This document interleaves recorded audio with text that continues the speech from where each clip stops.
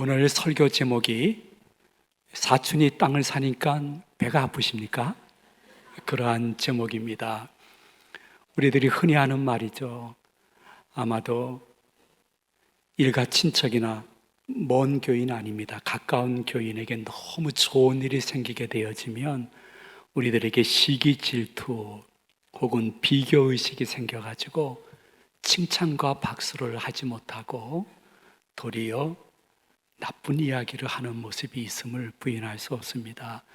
그래서 남의 떡이 더 커 보인다는 말도 우리 사회에서 너무 익숙하게 들려지는 이야기입니다.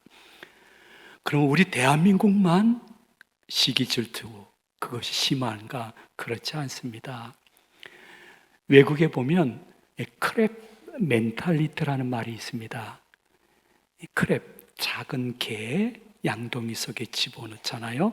한 마리를 집어넣으면 그 녀석이 어떻게 해서라도 기어올라서 탈출할 수 있답니다. 근데 양동이에 여러 개를 집어넣게 되어지면 한 녀석이 올라가게 되어지면 나머지 녀석들이 자꾸만 끌어내려가지고 결국에는 다 죽고 만됩니다. 어쩌면 시기본성, 질투는 인간의 본능이 아닐까 하는 생각도 해봅니다. 이건 본능이야. 그러나 그 본능이 만약에 다툼과 그리고 분리와 그리고 악한 결과가 온다고 하면 시기 질투에 대해서 우리가 너무 가볍게 생각하면 안 됩니다. 그럼에도 불구하고 창세 이래 인간들이 같이 살면서 시기 질투가 참 많았습니다. 아벨을 보면서 가인은 시기 질투가 아주 심했습니다. 그 결과는 참 나빴죠. 여러분, 너무너무 훌륭했던 다윗을 보는 사울왕의 눈에도 시기 질투의 불꽃이 튕겼습니다. 결국은 사울이 아픔을 당하게 됩니다. 야곱이 레아와 그리고 귀한 자녀인 아내인 라헬에 대해서 조금 편애가 있었습니다. 그 편애는 결국 그 가정에 큰 아픔이 역사 속에 계속 지금까지 진행되는 것을 성도님들도 성경을 통해서 알고 계실 것입니다. 심지어는요, 여러분이 너무너무 대단하다 하는 초대교회 교인들 가운데도 시기 질투와 다툼과 아픔이 있었다고 야고보 사도는 본문 16절에서 이렇게 말씀하고 있습니다. 우리 다 같이 봉독합니다. 시기와 다툼이 있는 곳에는 혼란과 모든 악한 일이 있음이라. 아멘. 완벽한 교회인 것 같은데도 성도님들 사이에 그러한 모습이 초대교회뿐만이 아니라 혹시 우리 교회와 내가 섬기는 부서에서 있지 않을까 한 번쯤 생각해 보셨으면 하는 마음이 있는 것입니다. 심지어 12 제자들도 자주 시기 질투가 굉장히 많았고요. 고린도 교회 교인들은 거의 심적으로는 네 파로 나누어서 교회 안에서 주일날, 평일날 예배드리고 봉사하면서도 나는 누구 파야 계속 이렇게 얘기하는 것을 사도 바울이 들으면서 이건 아니다 하면서 고린도후서 12장 20절 하반절에 이렇게 권면의 말씀을 하셨습니다. 우리 한번 같이 봉독합니다. 또 다툼과 시기와 분냄과 당 찢는 것과 비방과 수군거림과 거만함과 혼란이 있을까 두려워하고, 이거 영적으로 좀 두려워하라는 것입니다. 가정과 교회 생활하면서요. 제가 알고 있는 분이 미국에서 귀국을 했습니다. 미국에 가면 우리 한국 사람은 소수민족이라 인종차별 받는 것이 당연합니다. 근데 그가 귀국해서 가족들과 함께 한 교회를 결정해서 그 교회를 수년간 다닌 후에 저를 만날 기회가 있어서 만나서 이야기하는 이야기가 이런 이야기였습니다. 목사님, 저는요 미국에서 한국 사람으로 인종차별을 받았는데 그 교회 가서 수년간 신앙생활을 가족이 하면서 교회 안에서도 차별을 받고 있네요. 그러면서 아버지 하나님은 모든 사람이 하나 되고 사랑하기를 원하는데 자기들끼리만 사랑하고 자기는 들어갈 기회가 없다는 것입니다. 때로는 왕따 되는 마음 때문에 마음에 상처가 있어서 어쩌면 미국에서 받았던 차별보다 더 큰 차별을 느낄 때가 있음을 부인할 수가 없습니다. 이렇게 얘기를 했습니다. 그분 입장에서 봤을 때 그렇게 봤겠지만요. 그럼에도 불구하고 인천의 어느 교회 분들에게 들은 이야기입니다. 우리 교회는요, 거의 대놓고 이야기를 해요. 교회인들을 구분한다는 거예요. 어떻게 구분합니까? 그러니까 우리 교회 교인들은 세 종류로 구분이 된대요. 원주민 교인이 있대요. 원주민 교인은 여기서 태어나서 지금 몇 대째 신앙생활을 계속하는 교인들이 원주민 교인이라는 거예요. 그거를 공공연하게 이야기한다는 거예요. 우리 교회는 또 반주민 교인도 있습니다. 반주민 교인이 무엇이냐면 중간에 우리 교회에 들어와 가지고 잘 적응해서 지금까지 있는 분들은 반주민 교인이랍니다. 그런데 세주민 교인도 있답니다.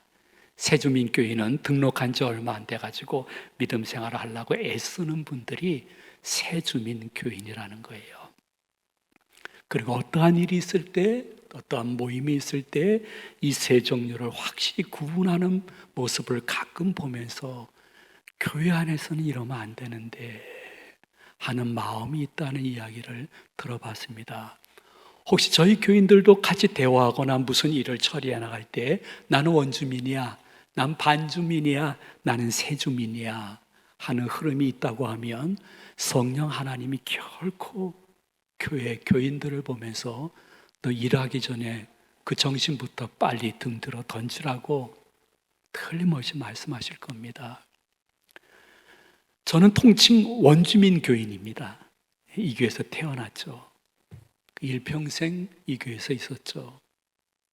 근데 저는 그들이 이야기하는 반주민 교인들과 세주민 교인들에 대해서 어떻게 해서라도 상처를 주고 싶지가 않았어요. 물론 내가 상처를 주지 않는다고 해서 상처를 안 받는 것은 아니지만 그래도 줄여야 된다고 생각해서 본교회 출신 외국에 있는 목사님, 선교사님들이 귀국하면 자, 같이 한번 만나자. 그래서 다 만나서 그분들을 대접하는데 은퇴할 때까지 한 번도 가본 적이 없습니다. 진짜 가보고 싶죠. 근데 안 갔습니다. 왜냐하면 우리 교회에 들어와서 잘 적응하고 계시는 성도님들이나 새로 오신 교인들이 여기도 끼리끼리구나. 원주민 교인들끼리 담임도 똑같구나 하는 오해를 조금이라도 안 받았으면 하는 간절한 마음으로 한 번도 가본 적이 없습니다. 근데 여러분, 놀라운 사실은 은퇴하니까 너무 자유로워졌습니다. 그래서 저는 은퇴한 후에는 빠삐빠, 빠삐따 목사님이다. 여러분, 빠삐따 목사가 뭔지 모르죠? 은퇴하신 분들 잘 기억하세요. 빠삐따 목사라는 것은 누가 오라고 하면 절대로 빠지지 않습니다. 갑니다. 그리고 그 모임에 가서 저는 절대로 삐지지 않습니다. 항상 밝게 웃으면서 이해하는 척하고 넘어갑니다. 따지도 않습니다. 전 따지는 일도 이제는 없습니다. 빠삐따. 은퇴하고 나서 빠지지 않고 삐지지 않고 따지지 않으니까 너무너무 자유스럽고 전 행복한 고백을 여러분에게 할 수 있습니다. 물론 반대로 나는 교회 안에서 차별을 미국보다 더 받는 것 같아요 하시는 분도 있지만은 그 상대방 분들은 이렇게 이야기합니다. 아니, 예수님이 모두를 사랑하라고 한 적이 어디 있어요? 그냥 서로 사랑하라고 했잖아요. 그러니까 우리끼리 사랑하면 되는 거예요 하고 이야기를 할 것입니다. 아마도 그러한 분들은 무인가 신학교 나오지 않았을까 하는 생각도 해봅니다. 우리는 태어나서 지금까지 수십 년 교회 생활을 했지만은 우리의 속에서 흐르고 있는 한 가지의 흐름이 있습니다. 그것은 모든 판단을 나 중심으로 하고 내가 해석한 것이 옳다는 생각의 판단인 것입니다. 그것이 가정과 교회에서 그대로 적용되어지고 있는 분들이 없다고 볼 수는 없습니다. 근데 솔직히 그만큼 신앙생활하고 말씀을 들었으면 이제는 좀 여러분 마음속에 저분의 의견은 무슨 뜻으로 저렇게 말씀하실까 한번 이렇게 경청해 볼 수 있는 가정생활, 교회생활, 그리고 그 경청하면서 조금이라도 이해하면서 공감할 수 있는 그러한 은혜를 받을 때가 되지 않았을까 생각해 봅니다. 내 뜻과 내 주장과 내가 생각하는 의견이 옳다고 한다고 하면 가정에서 교회에서 결코 주위의 사람들이 점점 떠나지 남지 않습니다. 그리고 고독하다고 외치지만은 스스로 만든 고독입니다. 솔로몬이 있었습니다. 솔로몬은 굉장히 명석한 사람으로서 아버지 하나님께 기도 올릴 때 무슨 기도를 올렸는가 하니 아버지 하나님 저에게 지혜를 주시옵소서 계속해서 반복적으로 기도했습니다. 저에게 지혜를 주시옵소서. 근데 솔로몬이 이야기했던 또 기도했던 지혜의 뜻은 무엇이냐 하면 아버지 하나님 저에게 듣는 마음을 허락하여 주시옵소서. 듣는 마음을 허락해 주시옵소서. 여러분 한번 솔로몬의 기도 내용을 열왕기상 3장 9절에서 한번 보셨으면 좋겠습니다. 우리 다 같이 봉독합니다. 누가 주의 이 많은 백성을 재판할 수 있사오리까? 듣는 마음을 종에게 주사 주의 백성을 재판하여 선악을 분별하게 하옵소서. 아멘. 한번 죄송하지만 따라해 주시면 고맙겠습니다. 듣는 마음을 종에게 주시옵소서. 한 번 더 따라 하십니다. 듣는 마음을 종에게 주시옵소서. 이것이 지금의 가정과 교회에서 내가 겪고 있는 이 아픔을 스스로 해결할 수 있는 엄청난 비법인 것을 성경이 말씀해 주고 있습니다. 지혜, 듣는 마음, 경청, 조금이라도 이해하고 공감하는 언행을 가족에게, 교인들에게 보여주는 것입니다. 이것이 지금 필요함은 시간이 지나면 지날수록 구르는 눈덩이는 점점 더 커질 수 있기 때문에 나중에는 후회할 수 있는 가능성도 있는 것입니다. 저는 목회하면서 많은 것을 경험을 축적할 수 있었습니다. 그 중에 한 가지 거의 공통적인 거 한 가지가 교인들에게 있었습니다. 그것은 무엇이냐 하면 오랜 목회 속에 느낀 것이 하나님께 지혜를 구하고 그분을 두려워하고 그분을 사랑하는 사람은 교회와 교역자와 교인들에게 예의와 절제가 있습니다. 아주 희한할 정도로 거의 공통적입니다. 근데 지혜, 듣는 마음, 경청, 그리고 공감하는 능력이 없는 분들은 하나님을 두려워하지도 않고요. 동시에 교회와 교역자와 교인들도 두려워하지 않습니다. 자기가 하고 싶은 대로 다 하고 자기가 하고 싶은 말을 거침없이 하기 때문에 자신은 스트레스가 전혀 없는데 그렇게 거침없이 말을 받은 사람들은 마음에 상처가 쌓이면서 몸과 마음에 질병이 오는 분들도 있음을 볼 수가 있었습니다. 혹시 성도님들은 가족과 교인들에게 어떠한 분에 속하시는지요? 이 말씀이라는 거울 앞에서 자신이 서서 한번 자신을 바라볼 수 있는 시간이 설교 시간이 아닐까 그런 생각을 해봅니다. 아버지 하나님께서는 여러분 한 분 한 분이 다 다르게끔 이 땅에 보내주셨습니다. 쌍둥이도 다 다르십니다. 그래, 나와 다른 것을 그냥 다름으로 생각해야 되는데 항상 잘못으로 생각하면 그 가정과 교회에서 아픔이 결코 해결될 수가 없습니다. 여러분들이 교회 안에서 어떠한 일을, 작고 큰 일을 한다 할지라도 사람 때문에 시험 들고 시기 질투하지 하나님 때문에 시험 드는 일은 거의 없기 때문에 사람들끼리의 모임에서 가정과 교회에서 꼭 가져야 될 마음은 무슨 마음인고 하니, 우리 다 예수 그리스도라는 한 근원에서 태어나서 새롭게 인생을 산 형제 자매인데 하는 이 성경적인 지혜를 침삼키는 순간에도 잊지 말아야 됩니다. 우리가 다 모든 것이 다르고 생각도 다르고 작고 큰 회의나 모임에서 의견도 다 다르다 할지라도 마음속에 기억해야 되는 것은 내가 교회를 사랑해서 이야기하면 그분도 교회를 사랑해서 이야기를 하는 것입니다. 그러므로 조금이라도 경청, 공감할 수 있는 마음이 있으면 조금 시간 지난 후에 A, B가 A 다시 돼서 서로에게 상처 없이 주님의 일을 기쁨으로 할 수 있게 될 것입니다. 아니, 목사님, 저런 사람들은 교회에서 나가야 돼요. 교회 유익하지 않아요. 죽을 때까지 그런 말 하지 마십시오. 잘못된 거 아닙니다. 그냥 다른 것입니다. 여러분이 어떠한 순간에도 잊지 말아야 될 것은 예배를 드리든 봉사를 하든 사역을 하든 선교를 하든 전도를 하든 나눔을 하든 섬김을 갖든 나와 다른 사람을 바라보면서 저분도 예수 그리스도의 보혈의 피로 말미암아 한 피 받아 한 몸 이룬 형제 자매인데 우리들의 모든 근원은 딱 한 가지뿐이다. 그분은 예수 그리스도이다.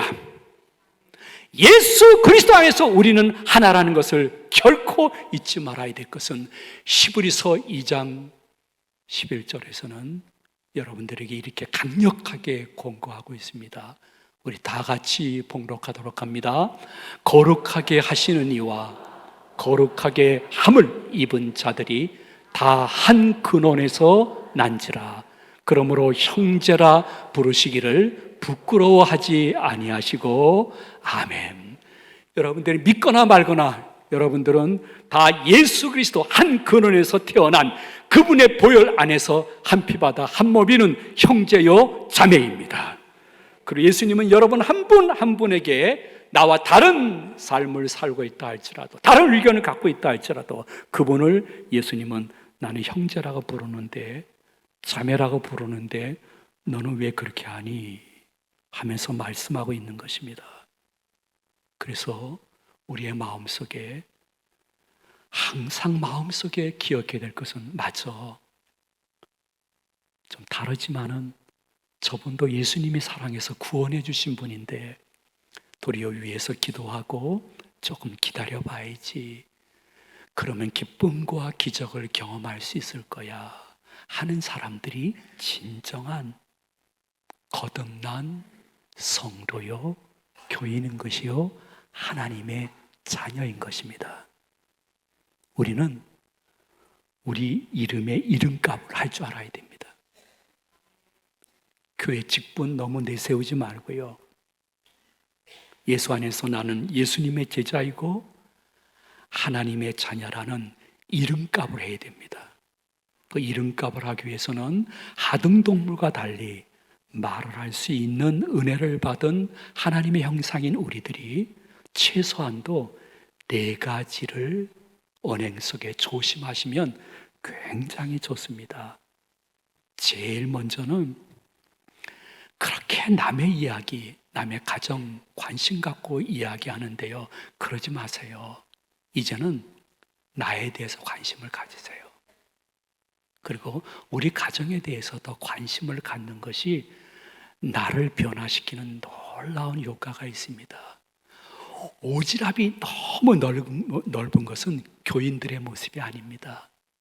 그냥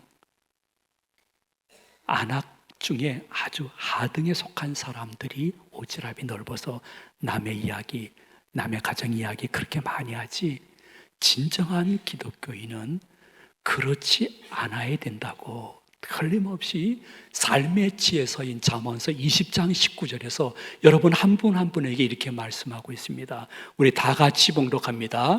두루 다니며 한담하는 자는 남의 비밀을 누설하나니 입술을 벌린 자를 사귀지 말지니라. 아멘. 그러므로 여러분들이 사귐의 대상도 굉장히 조심스럽게 정확하게 판단하는 것이 결국 나에게 유익인 것입니다. 항상 피차간에 자신을 하나님의 자녀로서 격려하고 자신의 가정에 좋은 일, 나쁜 일을 기도 제목으로 같이 이야기를 나누면서 기도의 동지가 될 수 있는 사람을 만나야지, 함부로 남의 이야기, 남의 집 이야기하기를 너무 즐겨하는 사람하고 너무 오래 사귀는 것은 성도로서 마이너스지 플러스가 될 수가 없습니다. 또 여러분이 언행의 마음속에 잘 구원받은 이후에 간직해야 될 덕은 무엇이냐 하면요, 내가 가정과 교회에서 그 일, 그 의견 혹은 그 사역에 항상 주인공이 되어야 되는 것입니다. 내가 하면 열심으로 하고 내가 주도할 수 없으면 나는 절대로 그 일에 끼어들지 않는 것, 굉장히 위험한 삶의 형태라고 볼 수 있습니다. 내가 하면 내가 전부 그 일에 뛰어들 거야. 내가 주도할 수 없으면 나는 전무할 거야. 절대 간섭하지 않을 거야. 아버지 하나님께서 너는 이렇게 말씀하실 수 있습니다. 너는 왜 그렇게 모든 일에 네가 주관해야 되냐? 네 의견대로 돼야 되냐? 네가 하나님이냐? 경청, 공감을 어느 때까지 안 할 것이냐? 불쌍해 보인다, 처량해 보인다 말씀할 수도 있을 것입니다. 그리고 여러분, 주위 사람들 가운데 다른 사람 뒷담화 많이 하시는 분들 그렇게 깊게 사귀지 마세요. 뒷담화 하시는 분들이 특히 하시는 말씀 중에 핵심은 무엇이냐면, 나는 해야 될 말을 꼭 하는 사람이야, 나는 절대로 거짓말을 안 하는 사람이야 하면서 남의 이야기를 자꾸 뒷담화를 하는데, 만나고 계속 만나면 내가 골치가 아픕니다. 그만 사귀세요. 뒷담화하는 사람들의 특징 중에 특징은 무엇이냐면, 아무도 우리 교인들이 모르는데 이 얘기는 나만 알고 있는 거야. 자신만이 알고 있는 정보인 것처럼 이야기하면서, 여러분 이야기할 때에 여러분 기억하십시오.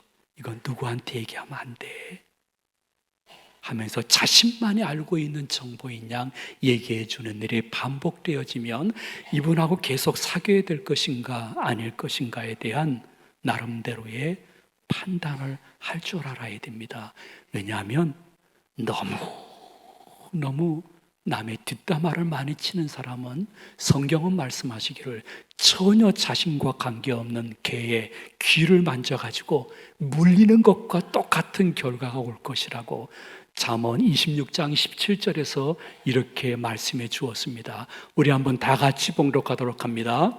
길로 지나가다가 자기와 상관이 없는 다툼을 간섭하는 자는 개의 길을 잡는 자와 같으니라. 아멘. 그리고 열애는 있습니다. 그리고 교회와 교역자와 장로님들이 완벽한 분은 결코 아닙니다. 실수가 많습니다. 그럼에도 불구하고 만나기만 하면 교회의 흐름에 대해서, 또 담임 목사님과 교역자, 장로님들에 대해서 반복적으로 비난하고 비판하는 것이 계속되어진다고 하면 여러분 마음속에 이렇게 생각하면 좋을 것입니다. 저분이 나한테 왜 자꾸만 이렇게 이야기를 할까? 이렇게 부정적인 이야기가 근거가 있을까 없을까? 좀 듣기 힘들다 하면 마음속에 이런 생각도 하셔야 됩니다. 그게 뭐냐면 혹시 저분이 이단 사이비에서 우리 교회에 가만히 들어온 끈아풀이 아닐까, 한 번쯤은 의심해 보는 것이 내 이 기본적인 믿음이라도 지키는데 굉장히 도움이 됩니다. 그리고 저분은 타협이 없고 아무런 서로 공감할 수 있는 능력이 없는 분이구나 한다면 여러분 기억하십시오. 이것은 육신적인 문제가 아닙니다. 영적인 문제이고 때로는 그 가운데 귀신의 역사도 있기 때문에 본문 15절에서는 이렇게 특별히 강조하고 있습니다. 다 같이 15절을 봉독하도록 합니다. 이러한 지혜는 위로부터 내려온 것이 아니요 땅 위의 것이요 정력의 것이요 귀신의 것이니 아멘. 이 문제는 육신적인 문제로 취급할 것이 아니라 영적인 문제로 보면서 난 내 믿음이라도 지켜야 돼. 의심되는 이분하고는 나 더 이상 사귐을 갖지 않을 거야. 이것이 사회와 국회와 달리 공동체인 교회와 가정에서 가져야 될 아주 굉장히 중요한 원칙이라고 말씀해 주고 있습니다. 여러분 한 번 더 마음속에 한번 기억해 보시겠습니까? 아버지 하나님 앞에서 한번 생각해 보도록 하겠습니다. 인생 살아가면서 나는 오랫동안 교회를 다녔고 설교를 들었는데 물론 저 목사님도 설교하는 대로 살지 못하겠지만은 나도 너무 비교와 시기와 질투 그로 인해서 다툼의 원인이 될 수 있는 언행을 가정과 교회에서 반복적으로 하고 있지 않을까. 그럼 과연 세상 마귀 정욕이 아니라 위에서부터 내리는 지혜는 도대체 무엇일까? 이 궁금증에 대해서 본문 17절, 18절에서 위로부터 내려오는 지혜에 대해서 하나님이 이렇게 우리에게 말씀해 주고 있습니다. 다 같이 봉독합니다. 오직 위로부터 난 지혜는 첫째, 성결하고 다음에 화평하고 관용하고 양순하며 국률과 선한 열매가 가득하고 편견과 거짓이 없나니 화평하게 하는 자들은 화평으로 심어 의의 열매를 거두니라. 아멘. 너무 길어요. 너무 긴 말씀이기 때문에 위로부터 내려오는 지혜에 대해서 우리가 요약해서 알 수 없기 때문에 본문 17절 말씀에 간단하게 요약해 주었습니다. 위로부터 내리는 새로운 지혜는 첫째, 성결이요. 그 다음은 화평이라고 했습니다. 여러분이 가족과 교인들 앞에서 가져야 될 것은 화평이겠죠. 근데 하나님 전전에서 보여드려야 될 것은 성결일 것입니다. 그러므로 성결과 화평을 한마디로 요약하면 하나님께는 성결하려고 애를 쓰고 사람들하고는 할 수 있거든 화평하려고 애를 쓰고 견뎌낼 수 있는 사람들에게는 예수님의 십자가가 이런 거구나 깨달을 수 있는 은혜가 임재할 것을 가르쳐 주고 있습니다. 지금까지 잘 하셔서 가정과 교회가 이만큼 은혜 가운데 화평하고 하나 되었습니다.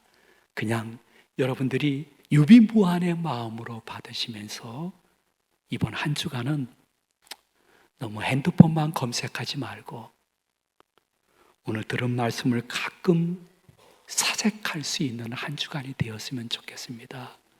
여러분들이 사색할 수 있도록 교회 주보에 말씀이 요약된 것을 기억하시면서 이번 한 주간 검색보다는 사색을 너무 잘 하셔서 다음 주 올 때는 회개기도보다 감사와 기도 속에 주의 전에 올라올 수 있는 성숙한 성도님들 되시기를 이 말씀을 준비해 주신 예수님의 이름으로 축원을 드립니다. 축복합니다.